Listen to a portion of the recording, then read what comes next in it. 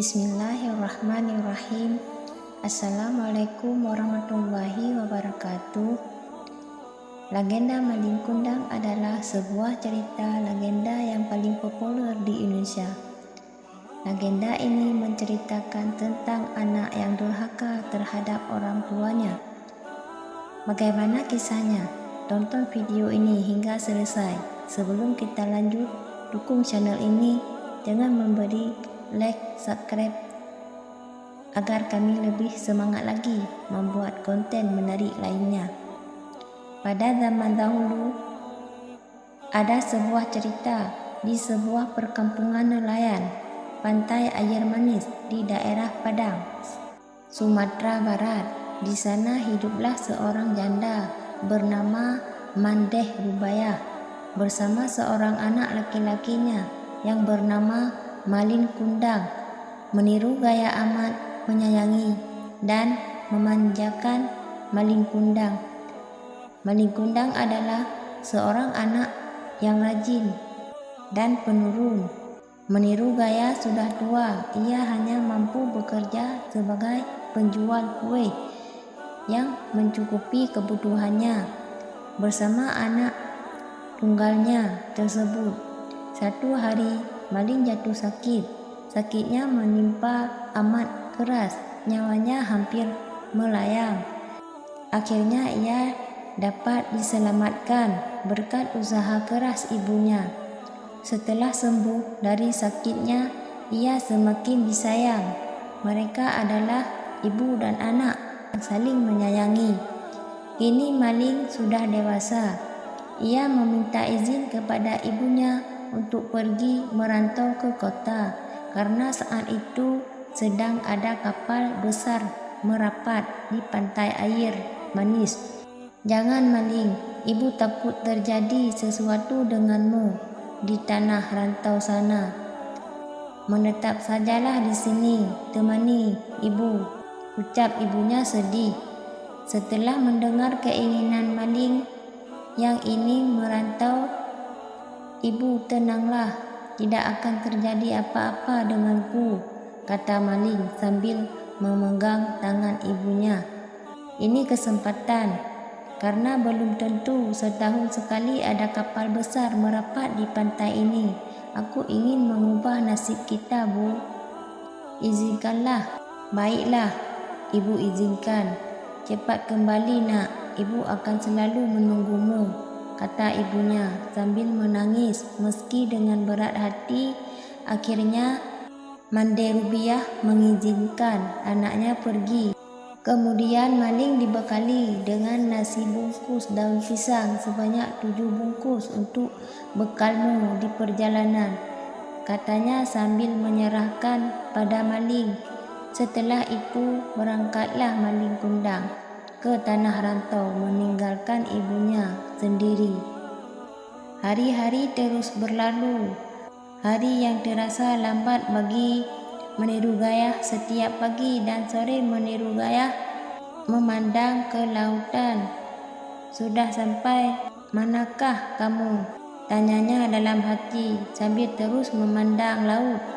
Ia selalu mendoakan anaknya agar selalu selamat dan cepat kembali beberapa waktu kemudian. Jika kau yang datang merapat, ia selalu menanyakan kabar tentang anaknya. Apakah kalian melihat anakku?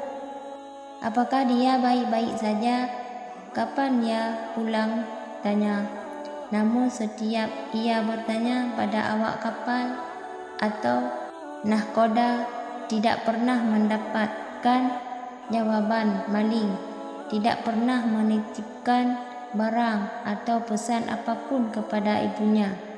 Bertahun-tahun Meniru Gayah terus bertanya, namun tak pernah ada jawaban, hingga tubuhnya semakin tua dan kini jalannya mulai terbungkuk.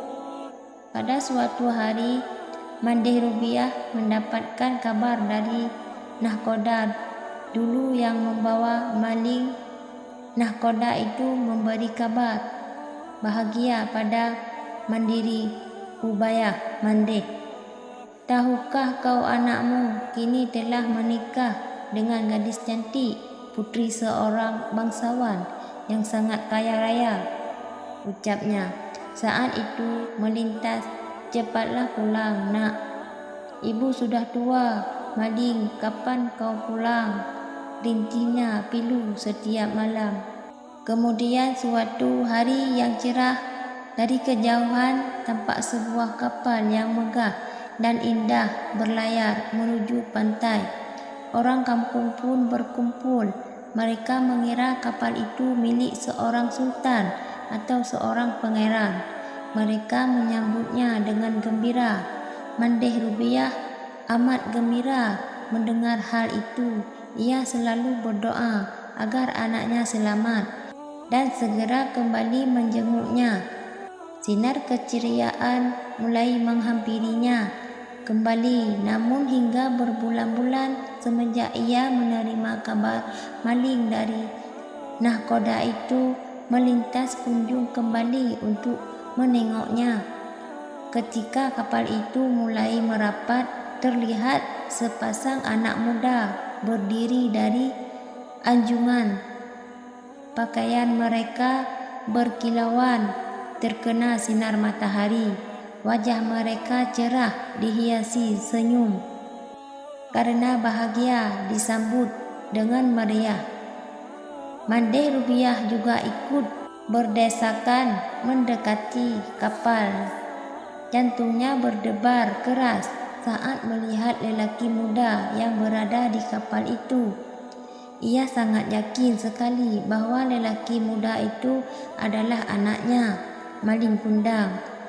Belum sempat para sepupu kampung menyambut ibu Maling, terlebih dahulu menghampiri Maling. Ia langsung memeluknya erat. Ia takut kehilangan anaknya lagi. Maling, anakku, kau benar-benar anakku kan? Katanya menahan isak tangis karena gembira. Mengapa begitu lama kau tidak memberiku kabar? Melintir kejut karena dipeluk wanita tua renta yang berpakaian compang-camping. Dia tak percaya bahwa wanita itu adalah ibunya.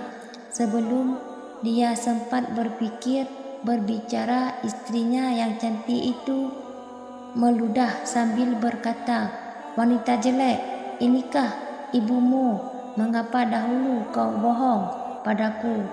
Ucapnya sinis. Bukankah dulu kau katakan bahwa ibumu adalah seorang khan yang sederajat denganku? Mendengar kata-kata pedas istrinya, Maling Kundang langsung mendorong ibunya hingga berguling ke pasir.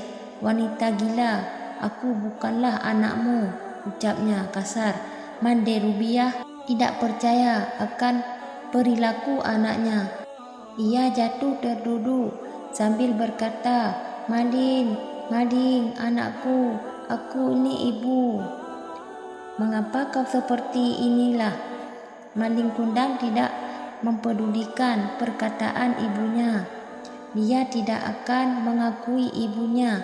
Ia malu kepada istrinya. Melihat wanita itu beringsut hendak memeluk kakinya, Maling menendangnya sambil berkata, "Hai wanita gila, ibuku tidak seperti engkau." Melarat dan kotor, wanita tua terkapar di pasir menangis dan sakit hati. Orang-orang yang melihatnya ikut terpana dan kemudian pulang ke rumah masing-masing. Mandeh Rubiah pingsan dan terbaring sendiri ketika ia sadar. Pantai air manis sudah sepi dilihatnya. Kapal Maling semakin menjauh. Ia tak menyangka maklum yang dulu disayangi tega berbuat demikian. Hatinya perih dan sakit. Lalu tangannya ditengah bahkan ke langit. Ia kemudian berdoa dengan hatinya yang pilu, "Ya Tuhan, kalau memang dia bukan anakku, aku maafkan perbuatannya tadi. Tapi kalau memang dia benar anakku yang bernama Maling Kundang, aku mohon keadilanmu, ucapnya sambil menangis. Tak lama kemudian cuaca di tengah laut yang tadinya cerah mendadak berubah menjadi gelap. Hujan tiba-tiba turun. Dengan ceramah lebahnya, tiba-tiba datanglah badai besar menghantam kapal Maling Kundang. Selalu sambaran petir yang menggelegar. Saat itu juga kapal hancur berkeping-keping, kemudian terbawa ombak hingga ke pantai. Esoknya, saat matahari pagi muncul, di Kepu Timur badai telah reda. Di kaki bukit terlihat kepingan kapal yang telah menjadi batu. Itulah kapal Maling Kundang. Tampak sebongkah batu yang menyerupai tubuh manusia. Itulah Maling Kundang, anak durhaka yang kena kutu ibunya. Menjadi batu karena perbuatannya. Di sela-sela batu itu berenang ikan teri, ikan belanak, dan ikan tenggiri. Konon ikan itu berasal dari serpihan tubuh sang istri yang terus mencari Maling Kundang. Sampai sekarang, jika ada ombak besar menghantam batu-batu yang mirip kapal yang manusia, itu terdengar bunyi seperti lolongan jeritan manusia. Terkadang bunyinya seperti orang menetap, menyesali diri. Ampun Bu, ampun. Itulah suara si Maling Kundang, anak yang durhaka pada ibunya. Cukup sekian. Assalamualaikum warahmatullahi wabarakatuh.